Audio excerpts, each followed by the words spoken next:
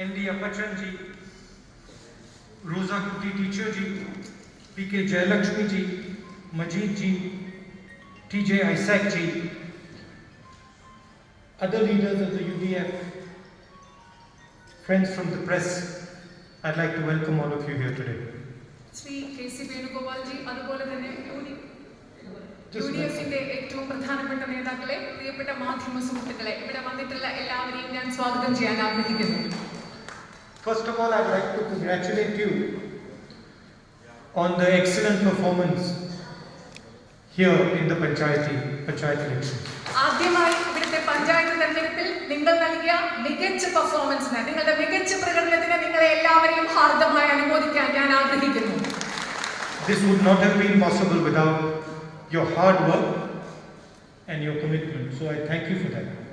നിങ്ങളുടെ കഠിനാധ്വാനമില്ലാതെ, നിങ്ങളുടെ പ്രതിബദ്ധതയില്ലാതെ പഞ്ചായത്ത് തെരഞ്ഞെടുപ്പിലെ ഈ വിജയം നിങ്ങൾക്ക് സാധ്യമാകുമായിരുന്നില്ല. അതിനുവേണ്ടി ഞാൻ നിങ്ങളെ അനുമോദിക്കുന്നു. You know the situation in the country today. It is clear for everybody to see what is going on. ഇന്ന് നമ്മുടെ രാജ്യത്തെ അവസ്ഥ എന്താണെന്ന് നിങ്ങൾക്ക് ഓരോരുത്തർക്കും അറിയാം. ഇന്ന് നമ്മുടെ രാജ്യത്ത് എന്താണ് സംഭവിച്ചുകൊണ്ടിരിക്കുന്നതെന്ന് എല്ലാവർക്കും വ്യക്തമായി മനസ്സിലാക്കാൻ കഴിയുന്ന സാഹചര്യമാണുള്ളത്.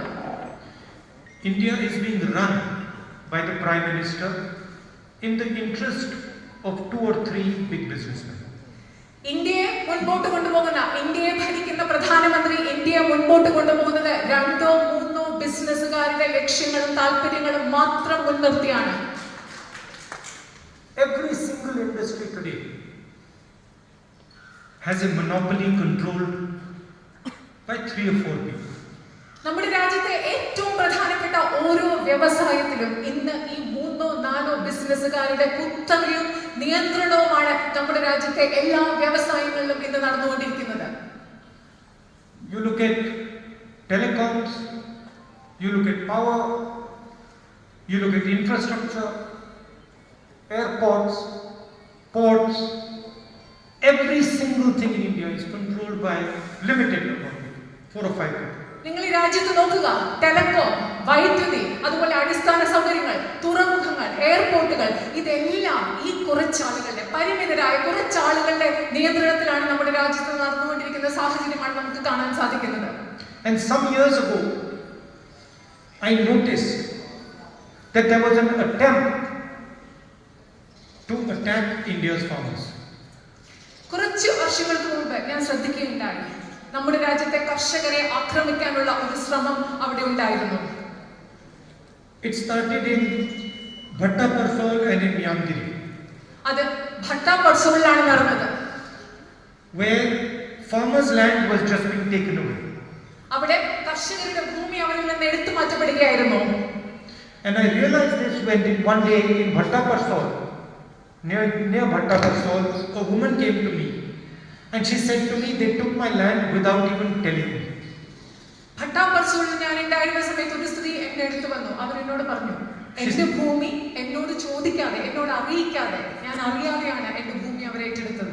She said one day some people from a company came and they just took over my field and I said to them, this is my field, and they said no, it is not, it is our field, and then they burnt her crops. കുറച്ച് ദിവസങ്ങൾക്ക് മുമ്പ് ആ സ്ത്രീ പറയുകയാണ്, കുറച്ച് ദിവസങ്ങൾക്ക് മുമ്പ് ഒരു കമ്പനിയിലെ ആളുകൾ വന്ന് പറഞ്ഞു, എന്റെ കൃഷിഭൂമി, അവിടെ വന്നിട്ട് പറഞ്ഞു, ഇത് ഞങ്ങളുടെ ഭൂമിയാണ്, ഇത് ഞങ്ങൾക്ക് വേണം. അപ്പോൾ ആ സ്ത്രീ പറഞ്ഞു, അല്ല, ഇത് എന്റെ ഭൂമിയാണ്. പക്ഷെ അവർ സമ്മതിച്ചില്ല. ആ കമ്പനിയിലെ ആളുകൾ അത് ഞങ്ങളുടെ ഭൂമിയാണെന്ന് പറഞ്ഞിട്ട് ആ ഭൂമി അവർ ഏറ്റെടുക്കുകയുണ്ടായി. And so I realized this was a problem and I started a conversation inside the Congress party about this problem. ഈ പ്രശ്നം മനസ്സിലാക്കിയ ശേഷമാണ് കോൺഗ്രസ് പാർട്ടിക്കുള്ളിൽ ഈ പ്രശ്നം മനസ്സിലാക്കാനുള്ള ഒരു സംഭാഷണം ഞാൻ ആരംഭിച്ചത്. And the result of that conversation was a completely new land acquisition bill. ഇതിന്റെ ആ സംഭാഷണത്തിന്റെ, കോൺഗ്രസ് പാർട്ടിക്കുള്ളിലുള്ള സംഭാഷണത്തിന്റെ റിസൾട്ട് ആയിരുന്നു ഭൂമി ഏറ്റെടുക്കൽ നിയമത്തിന്റെ ഭാഗമായിട്ട് നടന്ന പ്രവർത്തനങ്ങൾ. When we threw out the old British bill and we brought a brand new bill that guaranteed compensation and protection to our farmers. നമ്മൾക്ക് ഭൂമി ഏറ്റെടുക്കൽ നിയമത്തിന്റെ ഭാഗമായിട്ട് ഭൂമി ഏറ്റെടുക്കുമ്പോൾ കർഷകർക്ക് നഷ്ടപരിഹാരം നമ്മൾ ഉറപ്പ് നൽകി. And I was attacked mercilessly by the press for this. ഈ സിസ്റ്റം പലപ്പോഴും ഈ ഭൂമി ഏറ്റെടുക്കൽ നിയമം വളരെ കരുണയില്ലാതെ, mercilessly കരുണയില്ലാതെയാണ് കർഷകരോട് പെരുമാറിയിരുന്നത്. And the first he became Prime Minister, was trying to kill these people. Narendra Modi പ്രധാനമന്ത്രിയായ ശേഷം ആദ്യം ചെയ്തത് കർഷകരുടെ അവകാശങ്ങൾ മുൻനിർത്തി കർഷകരോട് കാരുണ്യപൂർവ്വം നമ്മൾ ഉണ്ടാക്കിയ ആ നിയമത്തെ ഇല്ലാതാക്കാനാണ് നരേന്ദ്രമോദി ശ്രമിച്ചത്. And we fought him in Parliament and we stopped him from doing it. We stopped him in Parliament and we stopped him from killing the bill. ഈ നിയമം നടപ്പിലാക്കുമ്പോൾ പാർലമെന്റിൽ അദ്ദേഹത്തെ നമ്മൾ എതിർത്തു. പാർലമെന്റിൽ ഈ നിയമം നടപ്പിലാക്കുന്നതിനെതിരെ നമ്മൾ സംസാരിച്ചു. And so he told his chief ministers that he cannot defeat the bill in Parliament. They should kill the bill in the states. ഞങ്ങൾ മുഖ്യമന്ത്രിമാരോട് പറഞ്ഞു, ആ നിയമത്തെ പാർലമെന്റിൽ എതിർക്കുകയല്ല, ഇതിനെ തെരുവുകളിൽ എതിർക്കുക. I'm telling you because this is a set of processes that have been aimed at destroying the Kisans. ഞാൻ നിങ്ങളോട് പറയാൻ ആഗ്രഹിക്കുന്നു, കുറെ പ്രക്രിയകൾ, നിരന്തരമായ കുറെ പ്രക്രിയകളാണ് കർഷകരെ നശിപ്പിക്കാൻ വേണ്ടി രാജ്യത്ത് നടന്നുകൊണ്ടിരിക്കുന്നത്. And now the latest deadly assault on the Kisans has been revealed. ഇപ്പോ കർഷകർക്ക് മേലെയുള്ള ഏറ്റവും മാരകമായിട്ടുള്ള ഒരു പദ്ധതിയാണ്, ആക്രമണമാണ് ഇപ്പൊ നമ്മുടെ മുൻപിൽ വെളിവായിക്കൊണ്ടിരിക്കുന്നത്. And the truth is that most farmers do not actually understand the details of the bill. അത് സത്യം എന്താണെന്ന് പറഞ്ഞാൽ നമ്മുടെ രാജ്യത്തെ ഭൂരിഭാഗം കർഷകർക്കും ഈ ബില്ലുകളുടെ, കൃഷി നിയമങ്ങളുടെ വിശദാംശങ്ങൾ മനസ്സിലാകുന്നില്ല എന്നുള്ളത് തന്നെയാണ്. Because if they did, there would be an agitation all across the country. The country would be on fire. കാരണം അവർ മനസ്സിലാക്കിയിരുന്നെങ്കിൽ രാജ്യമെമ്പാടും ശക്തമായ പ്രക്ഷോഭങ്ങൾ ഉണ്ടാവുമായിരുന്നു. And there are three bills, basically, three core bills, and I will tell you what they do. മൂന്ന് പ്രധാനപ്പെട്ട നിയമങ്ങളാണ് ഉള്ളത്. അവ എന്താണെന്ന് നിങ്ങളോട് പറയാൻ ആഗ്രഹിക്കുന്നു. The first bill basically destroys the idea of the mandi. ആദ്യത്തെ നിയമം എന്ന് പറയുന്നത് മണ്ടികൾ, അതായത് കർഷകർ അവരുടെ വിപണനം നടത്തുന്ന ചന്തകൾ, അവയെ ഇല്ലാതാക്കുക എന്നതാണ് ആദ്യത്തെ നിയമം. The second bill allows a handful of businesses to store as much agricultural produce as they want. രണ്ടാമത്തെ നിയമം അനുസരിച്ച് വിരലിലെണ്ണാവുന്ന കുറച്ച് ബിസിനസ്സുകാർക്ക്, വ്യവസായികൾക്ക് അവർക്ക് ആവശ്യമുള്ള അത്രയും കാർഷികോൽപ്പന്നങ്ങൾ സംഭരിക്കാൻ സാധിക്കും. So they will be able to control the price of commodities. അതുകൊണ്ട് തന്നെയാണ് ഈ അവശ്യ സാധനങ്ങളുടെ, വസ്തുക്കളുടെ വില അവർക്ക് നിയന്ത്രിക്കാൻ സാധിക്കും. And force the farmers to buy at their price. അവരാഗ്രഹിക്കുന്ന വിലയിൽ ഈ സാധനങ്ങൾ വിൽക്കാനും വാങ്ങാനും കർഷകരെ നിർബന്ധിക്കാൻ ഈ നിയമത്തിലൂടെ അവർക്ക് സാധിക്കും. And the third bill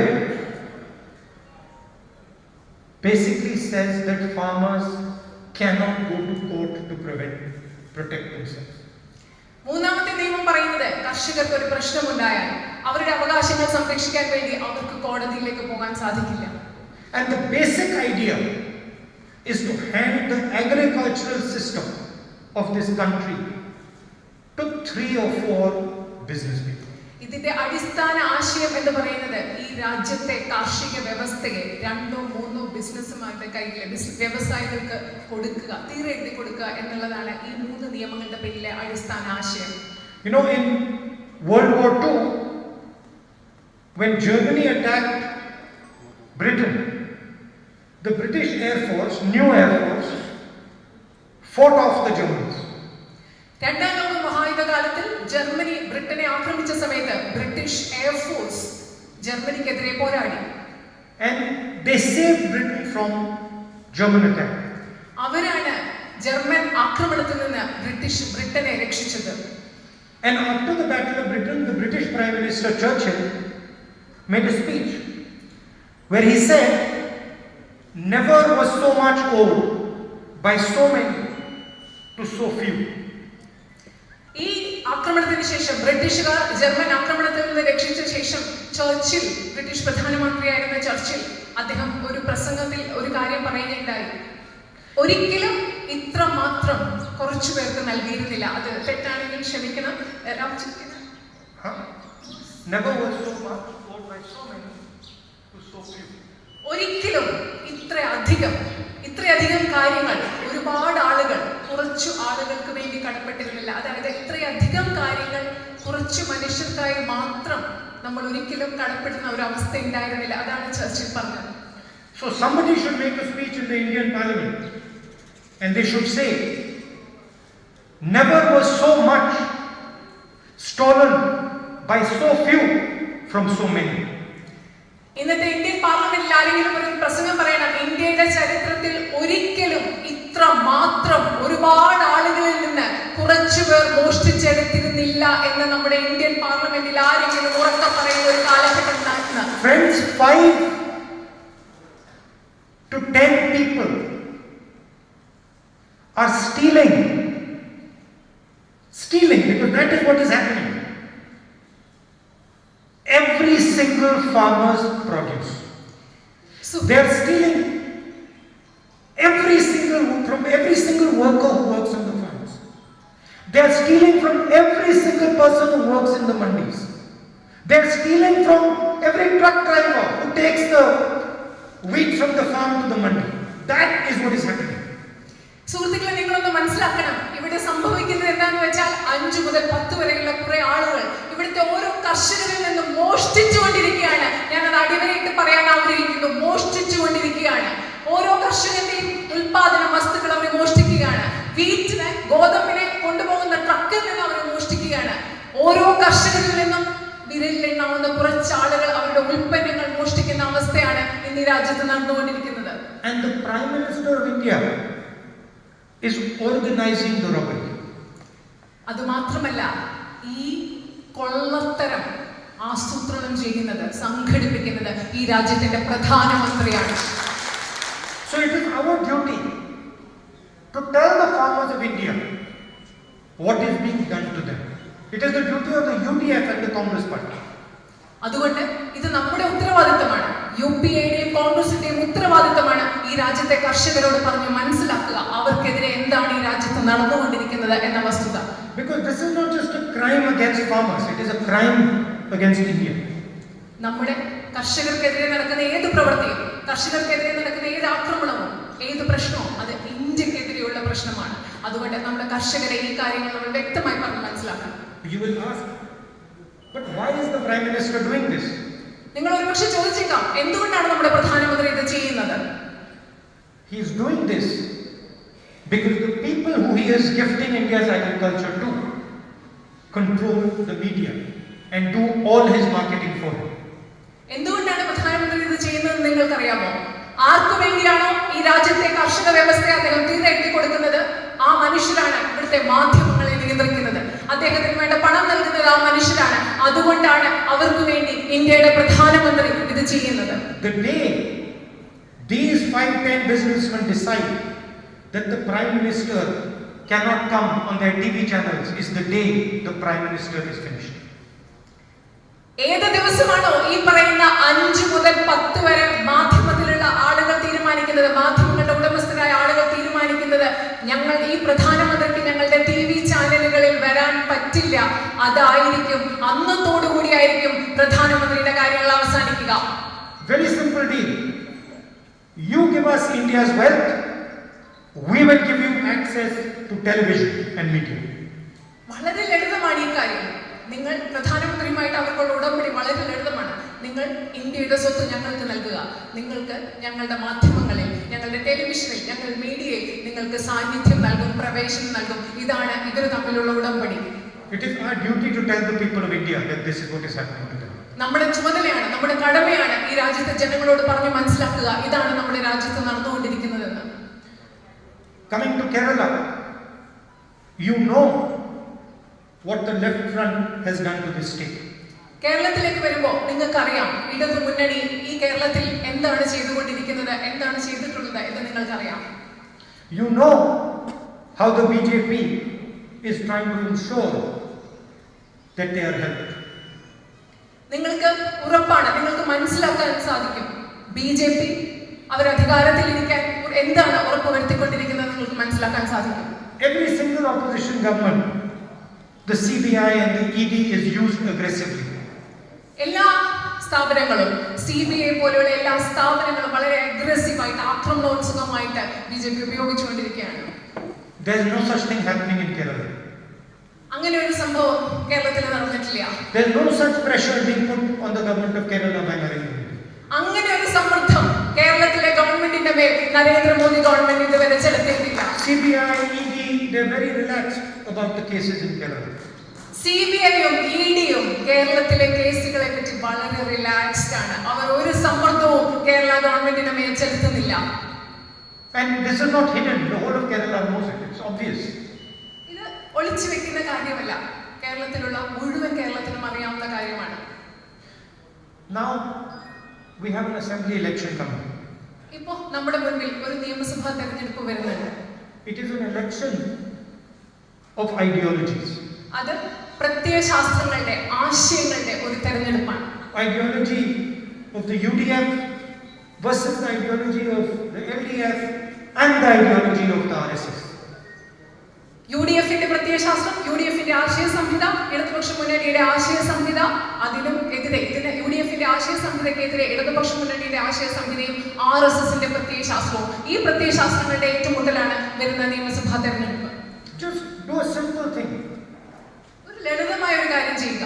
Go to the newspaper and see, does the BJP attack the Congress more or does it attack the CPIM? നിങ്ങൾ ലളിതമായ ഒരു കാര്യം ചെയ്യുക. പത്രങ്ങൾ തുറന്ന് നോക്കുക. എന്നിട്ട് മനസ്സിലാക്കുക, BJP ആരെയാണ് ഏറ്റവും കൂടുതൽ ആക്രമിക്കുന്നത്? BJP കൂടുതൽ ആക്രമിക്കുന്നത് കോൺഗ്രസിനെയാണോ അതോ CPIM-നെയാണോ എന്ന് നിങ്ങൾ പത്രം തുറന്ന് വളരെ ലളിതമായി മനസ്സിലാക്കുക. Does the Prime Minister attack the Chief Minister of Kerala or does he attack the leadership of the Congress party? പ്രധാനമന്ത്രി ആക്രമിക്കുന്നത് കേരളത്തിലെ മുഖ്യമന്ത്രിയാണോ അതോ കോൺഗ്രസ് നേതൃത്വത്തെയാണോ എന്ന് നിങ്ങൾ മനസ്സിലാക്കുക. I don't have to go into the details. You can see what is going on. You can see the diagram. നിങ്ങൾക്ക് കൃത്യമായി മനസ്സിലാക്കാൻ ഞാൻ വിശദമായി പറയേണ്ട ആവശ്യമില്ല. നിങ്ങൾക്ക് കൃത്യമായി മനസ്സിലാക്കാൻ പറ്റും അത് സംഭവിക്കുന്നത്. Now for us in Wayanad, there is another very important reason why we have to win this assembly election. നമ്മളെ സംബന്ധിച്ചിടത്തോളം വയനാട്ടിൽ എന്തുകൊണ്ട് നമ്മൾ ഈ അസംബ്ലി ഇലക്ഷൻ ജയിക്കണം എന്ന കാര്യത്തിൽ വളരെ പ്രധാനപ്പെട്ട ഒരു കാരണമുണ്ട്. You know that the people of Wayanad struggle for medical services. നിങ്ങൾക്കറിയാം വയനാട്ടിലെ ജനങ്ങൾ പല അവശ്യ സേവനങ്ങൾക്കും അവശ്യ വസ്തുക്കൾക്കും വേണ്ടി സ്ട്രഗിൾ ചെയ്യുന്ന ബുദ്ധിമുട്ടുന്ന ഒരു കാര്യം നിങ്ങൾക്ക് എല്ലാവർക്കും കൃത്യമായി അറിയാം. We've been asking first nicely, then pressurizing the government on the medical college here. ഇവിടുത്തെ മെഡിക്കൽ കോളേജിന് വേണ്ടിയിട്ട് ഞാൻ പല പ്രാവശ്യം ഗവൺമെന്റിനെ അതിനുവേണ്ടി സമ്മർദ്ദം ചെലുത്തിയിട്ടുണ്ട്. And you can see that the government is going slow and not giving Wayanad the medical college. നിങ്ങൾക്ക് കാണാൻ സാധിക്കും ഗവൺമെന്റ് ഇക്കാര്യത്തിൽ വളരെ പതുക്കെയാണ് പോകുന്നത്. ഗവൺമെന്റ് വയനാടിന് മെഡിക്കൽ കോളേജ് നൽകുന്നതിൽ വളരെ പതുക്കെയാണ് മുൻപോട്ട് പോകുന്നത് നിങ്ങൾക്ക് മനസ്സിലാക്കാൻ സാധിക്കും. And I really want to help build this medical college in Wayanad. ഞാനൊരു കാര്യം പറയട്ടെ, എനിക്ക് ആത്മാർത്ഥമായി വളരെ അധികം ഇവിടെ ഈ മെഡിക്കൽ കോളേജ് നിർമ്മിക്കണം എന്ന കാര്യത്തിൽ എനിക്ക് വലിയ ആഗ്രഹമുണ്ട്. I want to make sure that the poorest people here have access to top quality medical care. ഇവിടുത്തെ ഏറ്റവും ദരിദ്രരായ ജനങ്ങൾക്ക് ഏറ്റവും നല്ല ഗുണനിലവാരമുള്ള ആരോഗ്യ സംവിധാനങ്ങൾക്ക് ആ സംവിധാനങ്ങളെ പ്രാപിക്കാൻ കഴിയും, അവയുടെ ഉപയോഗം ഉണ്ടാകും എന്ന് എനിക്ക് കാണിച്ചു കൊടുക്കണം. എനിക്ക് അതുകൊണ്ട് ഈ മെഡിക്കൽ കോളേജിന്റെ യാഥാർത്ഥ്യമാകണമെന്ന് വലിയ ആഗ്രഹമുണ്ട്. And brothers and sisters, the UDF government in Kerala is a guarantee for the medical college. പ്രിയപ്പെട്ട സഹോദരന്മാരെ, കേരളത്തിൽ UDF ഗവൺമെന്റ് അധികാരത്തിൽ വന്നാൽ വയനാട്ടിലെ മെഡിക്കൽ കോളേജ് ഒരു ഉറപ്പാണ്, ഒരു യാഥാർത്ഥ്യമാണ് എന്ന് നിങ്ങളോട് പറയാൻ ഞാൻ ആഗ്രഹിക്കുന്നു. So you have to fight the assembly election the same way, with the same aggression that you fought the Lok Sabha election, that you fought and won this panchayat election. അതുകൊണ്ട് ഏത് രീതിയിലാണോ, ഏത് ആവേശത്തോടു കൂടിയാണോ ലോക്സഭാ തെരഞ്ഞെടുപ്പിനെ നിങ്ങൾ നേരിട്ടത്, ഏത് ആവേശത്തോടു കൂടിയാണോ പഞ്ചായത്ത് തെരഞ്ഞെടുപ്പിൽ നിങ്ങൾ ജയിച്ചത്, അതേ ആവേശത്തോടു കൂടി ഈ നിയമസഭാ തെരഞ്ഞെടുപ്പിനെ നിങ്ങൾ നേരിടണം എന്ന് ഞാൻ ആവശ്യപ്പെടുകയാണ്. Finally, some days back, the leadership of Kerala came to Delhi and they spoke to me. കുറേ ദിവസങ്ങൾക്ക് മുമ്പ് കേരളത്തിലെ കോൺഗ്രസ് നേതൃത്വം ഡൽഹിയിലെത്തി, അവരെന്നോട് സംസാരിച്ചു. And I said 3 things to them. ഞാൻ അവരോട് 3 കാര്യങ്ങളാണ് പറഞ്ഞത്. The first thing I said was that we have to give as many youngsters representation as possible. ഞാൻ അവരോട് പറഞ്ഞ ആദ്യത്തെ കാര്യം, ഈ വരുന്ന തെരഞ്ഞെടുപ്പിൽ കഴിയുന്നത്ര യുവജനങ്ങൾക്ക് നമ്മൾ പ്രാതിനിധ്യം നൽകണം എന്നതാണ് ഞാൻ അവരോട് ആദ്യമായി പറഞ്ഞത്. There is a place for experience, but there is also a very big place for youth and the energy they bring. എല്ലായ്പ്പോഴും അനുഭവ സമ്പത്തിന് ഒരു വലിയ പ്രാധാന്യവും ഇടവുമുണ്ട്. അതുപോലെ തന്നെ അതിലും വലുതായ ഒരു പ്രാധാന്യവും ഇടവും യുവജനങ്ങൾക്കും അവർ കൊണ്ടുവരുന്ന ഊർജത്തിനുമുണ്ട് എന്ന് പറയാൻ ഞാൻ ആഗ്രഹിക്കുന്നു. I said that the ticket process must be transparent and open and accessible. People should be able to see how Congress and UDF are choosing their candidates. അത് മാത്രമല്ല, ഞാൻ അവരോട് മറ്റൊരു കാര്യം കൂടി പറഞ്ഞു. സ്ഥാനാർത്ഥികളെ നിർണ്ണയിക്കുന്ന പ്രക്രിയ ഏറ്റവും സുതാര്യമായിരിക്കണം. ചുറ്റുമുള്ള ആളുകൾക്ക് കാണാൻ സാധിക്കണം ഏത് പ്രക്രിയയിലൂടെയാണ്, എങ്ങനെയാണ് UDF-ഉം കോൺഗ്രസും സ്ഥാനാർത്ഥികളെ തിരഞ്ഞെടുക്കുക എന്നത്. And finally I said that we must make a people's manifesto that is made through a mass movement with the people of Kerala. അത് മാത്രമല്ല, മൂന്നാമതായി ഞാൻ അവസാനമായി അവരോട് പറഞ്ഞ കാര്യം, നമ്മൾ ഉണ്ടാക്കേണ്ടത് ഒരു ജനങ്ങളുടെ മാനിഫെസ്റ്റോ, ജനങ്ങളുടെ പ്രകടന പത്രിക ആയിരിക്കണം. ആ പ്രകടന പത്രിക ഉണ്ടാവുന്നത് ജനങ്ങളുടെ വലിയൊരു കൂട്ടായ്മയിലൂടെ ആണ്. കേരളത്തിൽ മുഴുവനുമുള്ള ജനങ്ങളുടേതായിട്ടാണ് ഒരു പ്രകടന പത്രിക നമ്മൾ ഉണ്ടാക്കേണ്ടത്. And it should be a manifesto that transforms the state of Kerala. ആ പ്രകടന പത്രികയിൽ ഉണ്ടാകേണ്ട കാര്യങ്ങൾ കേരളത്തെ മാറ്റുന്നതായിരിക്കണം. കേരളത്തിന്റെ പരിവർത്തനത്തിലേക്ക് നയിക്കുന്ന കാര്യങ്ങളായിരിക്കണം ആ പ്രകടന പത്രികയിൽ ഉണ്ടാവേണ്ടത്. And it should be a commitment that the UDF makes to the people of Kerala. അത് കേരളത്തിലെ ജനങ്ങൾക്ക് UDF നൽകുന്ന ഉറപ്പായിരിക്കണം. UDF-ന്റെ വാഗ്ദാനവും പ്രതിബദ്ധതയുമായിരിക്കണം. Now I'm seeing this crowd and there's many men over here and there's too few women here. ഞാൻ ഇവിടെ കാണുമ്പോൾ ധാരാളം പുരുഷന്മാരുണ്ട്, പക്ഷെ കുറച്ച് സ്ത്രീകളെ ഇവിടെ ഉള്ളൂ. So next time I speak to the leaders of Kerala, I'm going to say one last thing. അതുകൊണ്ട് ഇനി അടുത്ത പ്രാവശ്യം കേരളത്തിലെ നേതാക്കന്മാരോട് സംസാരിക്കുമ്പോൾ എനിക്ക് ഒരു കാര്യം കൂടെ പറയാനുണ്ട്. Which is that along with youngsters, we also need to make sure that the next Vidhan Sabha has dynamic ladies from the UDF. അത് മാത്രമല്ല, ഞാൻ അടുത്ത പ്രാവശ്യം കേരളത്തിലെ നേതാക്കളോട് പറയാൻ ആഗ്രഹിക്കുന്നത്, യുവജനങ്ങളോടൊപ്പം കേരളത്തിലെ അസംബ്ലിയിൽ ഊർജ്ജസ്വലരായ സ്ത്രീകളും ഉണ്ടായിരിക്കണം എന്ന കാര്യം ഞാൻ നേതാക്കളോട് പറയാൻ ആഗ്രഹിക്കുന്നു. The clap from the men is not that strong. പുരുഷന്മാരുടെ കയ്യടി അത്ര, സ്ത്രീകളുടെ കയ്യടി പോലെ അത്ര ശക്തമായ കയ്യടിയല്ല പുരുഷന്മാരിൽ നിന്ന് വരുന്നത്. അതിന്റെ ഞാൻ ശ്രദ്ധിക്കുകയാണ്. It's fine, it's fine. അത് തൽക്കാലം കുഴപ്പമില്ല. Thank you very much. Thank you.